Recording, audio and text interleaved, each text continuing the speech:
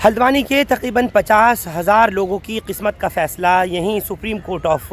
India करने वाला है। मैं आपको बता दूं कि जिस तरह से तकरीबन 4,500 मकानों पर, मस्जिदों, मंदिरों और अलग अलग मकामात पर बुलडोज़र चलाने की बात कही जा रही थी, उसको लेकर के सुप्रीम कोर्ट ने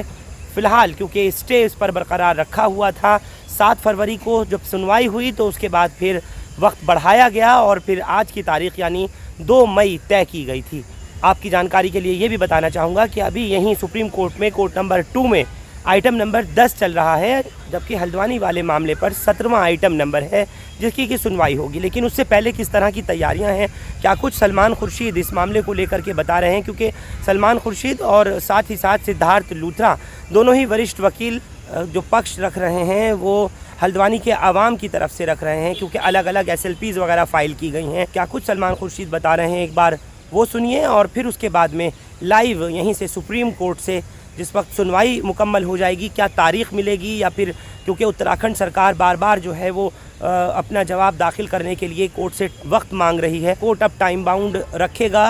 उत्तराखंड सरकार के उस जवाब को जो अदालत में पेश करना है। पहले सुनिए सलमान खुर्शीद को।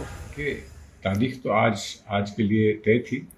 लेकिन होता ऐसा है जब सरकार को किसी भी पेचीदा मामले में जवाब देना होता है जिसमें बहुत सारे तथ्य होते हैं, बहुत सारे फैक्ट्स होते हैं, तो उनको अच्छी तरह से जांच पड़ताल करने के बाद सूझबूझ के साथ सरकार अपना जवाब फाइल करती है। जब जवाब सरकार का आता है तब हमें पता लगता है कि सरकार का इसमें क्या मत है, सरकार क्या कह रही है। तब फिर हम लोगों को कुछ समय चाहिए होता है, वक्त चाहिए होता है, ताकि हम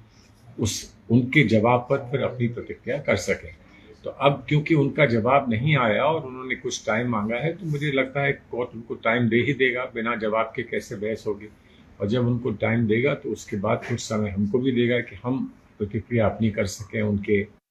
और हो सकता है कि कोर्ट सरकार से ये कहे कि अब ये हम आपको आखिरी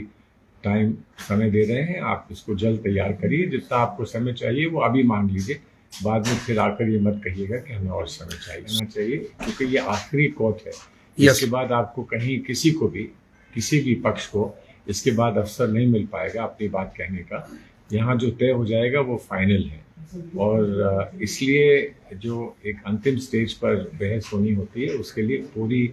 अच्छी तैयारी करके आना होता है। तो इसलिए जो तथ्य हैं, जो फैक्ट्स हैं, वो सामने कोर्ट के ऐसे आ जाएं कि उस पर फिर कोई किसी को प्रश्न चिन्ह लगाने का अवसर ना हो। इसलिए समय मांगा जाता है, ताकि वो हर चीज़ को हर एंगल से देखने के बाद एफिडेविट, क्योंकि जो भी जवाब देना होता है वो एफिडेविट देना होता है। तो एफिडेविट का मतलब ये है कि आप एक उस पर जो बात कह रहे हैं उस पर आप